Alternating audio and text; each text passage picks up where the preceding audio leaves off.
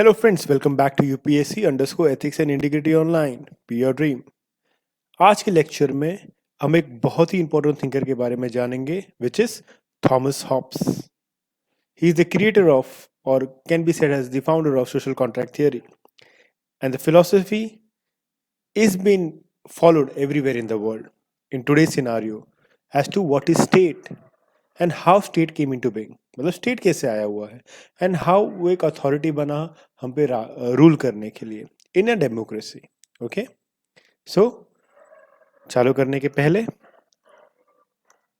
Follow us on Instagram, Facebook, Telegram and do not forget to subscribe our channel and hit the bell icon for further notifications. Moral thinker 12, Thomas Hobbes. He is a political philosopher of 18th century in England, and his philosophy is influenced by ethical egoism. And the basis of his philosophy was social contract theory, जिसे मैंने आपको पहले बताया था. Ethical egoism, obviously, we have been discussing all this before, and we have the idea of ethical egoism. So, if you have not followed this thing, please do let into the previous lecture. Do see the previous lecture as such, so that you can get an idea about all the things as such. What is ethical egoism? Okay. Primarily, his theory was directed towards understanding as to how state is evolved, the nature of law, and the expected behavior of human being. As to how state was evolved and what is should be the nature of law and why the nature of law is like that. मतलब nature of law ऐसा बना कैसे? And expected behavior of human being as to what is the behavior of human being. To explain the above question, he tried empirical research on how civilized society came up at the first place. He hypothesized by stating that human being lived initially in the state of nature or natural state. In this condition, humans were living according to its own nature. It was self-seeking and utility maximizing. And here human being act according to his fancies and did as they wish. इसका मतलब इन टोटो है कि ये इन्होंने empirical research किया था, इन्होंने hypothesised किया था कि ह्यूमन बीइंग स्टेट होने के पहले एक नेचुरल स्टेट में रहते थे, सिर्फ अपने बारे में सोचते थे, सेल्फ कॉन्शियस रहते थे एंड अपने ही फायदे के बारे में सोचते थे. Utility maximizing. Okay, utility maximizing and अपने हिसाब से ही एक्ट करते थे as they wish. Let's see. And उन्होंने 3 रीजन दिया था कि ये जो स्टेट था किस हिसाब से ऊपर आया. In the sense the concept came into being, how, what is the reason. जैसे कि पहले मैंने बोला था, रिसोर्सेस लिमिटेड थे और हमारा तो ऑब्वियसली सेल्फ सीकिंग नेचर था. तो इस वजह से क्या होता था कि एक ही रिसोर्स पे ज़्यादा से ज़्यादा लोग हक अदा करते थे और दूसरे के रिसोर्सेज को ले लेते थे. जो भी पावरफुल होता था वो दूसरे के रिसोर्सेज को ले लेता था. Then desire of protecting rights and property means हमारी प्रॉपर्टी हमारे पास होनी चाहिए. Desire of protecting its rights and property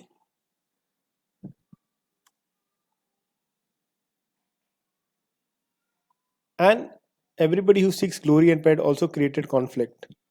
That was also a big problem because the glory and pride was something everyone wanted to have. In the sense, कोई भी अपने आप को कम नहीं समझता था, तो उस वजह से भी एक बहुत बड़ा प्रॉब्लम हो गया था. So thereby an individual in the state of nature or natural state, एक बोलते ना एक अकेलापन के हिसाब से रहते थे सब लोग, and had a very nasty life, due to which the life was short, and this reason lead to the formation of golden rule. As to now, what is the golden rule? The golden rule means common do's and don'ts which will be applicable to every human being, and this law could be mutually agreed or created by social contract related to everybody's needs.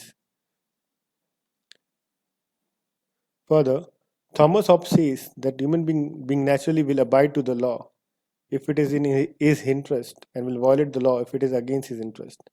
and thereby this violation will lead to society again to natural state of human society. I'm really sorry, human society. That basically what he wants to say, that क्योंकि ये law एक common बोलते हैं ना, इन the sense common law पे बना हुआ था, सबके रजामंदी पे बना हुआ था, उस वजह से इस पे एक अथॉरिटी होनी चाहिए. बिकॉज अगर किसी के अगेंस्ट ये इंटरेस्ट, ये लॉ अगेंस्ट रहता तो he will not follow that law, because human का नेचर है self seeking. This will lead to violation of this law, leading to again back to natural state of human society. To avoid this, there should be a formation of authority, as I said before, wherein it would have the power to see that the law which is made by social contract is followed. And this gave rise to the concept called Leviathan, that is all powerful authority or state. Leviathan is an imaginary animal which is very big. Okay, so it gave a concept of Leviathan. Before 1991, India also follows same as it is basically the base for socialistic principles in the sense state should be involved everywhere.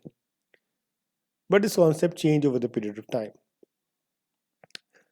Here, the individual surrenders some self-interest so that other interests are not hampered.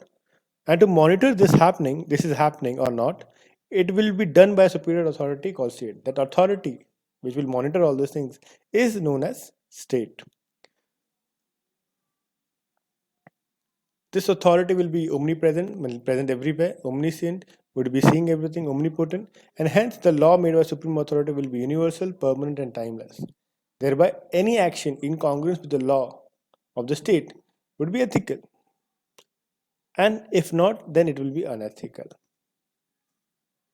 So, thereby, morality do not have any independent identity than the law of state. Means the state law is ethical as it has been formulated by the group of people to have a common law so that everyone progresses. And it was done under the garb that we are self-seeking, and the thing is, जो भी rights हैं हमारे पास, जो भी rights हमारे हैं वो overlap नहीं करें दूसरे पे. उसी हिसाब से हमारा कॉन्स्टिट्यूशन भी बना हुआ है कि हमने राइट्स तो दिए हुए हैं, फ्रीडम सब दिए हुए हैं, बट दूसरे के फ्रीडम को हैम्पर ना करने के हिसाब से या ओवरलैप ना होने के हिसाब से हमें उस पर रिस्ट्रिक्शंस भी डाले हुए हैं. सो इधर जो बेसिस है इस स्टेट लॉ, इस state law says it is right then you have to follow that and you have to see in the sense आपको भी लगना चाहिए कि वो राइट है, या आपको भी वो सही लगना चाहिए. आपने अगर अगेंस्ट किया तो वो अनएथिकल हो जाएगा. State law means duty. अगर ड्यूटी स्टेट कुछ ड्यूटी देती है आपको, and if you are not following that, then it is against in the sense it is unethical. Okay, that any law which is incongruence, any action that you do is incongruence with the state law, then it is ethical, and if it is incongruence with that, then it is unethical.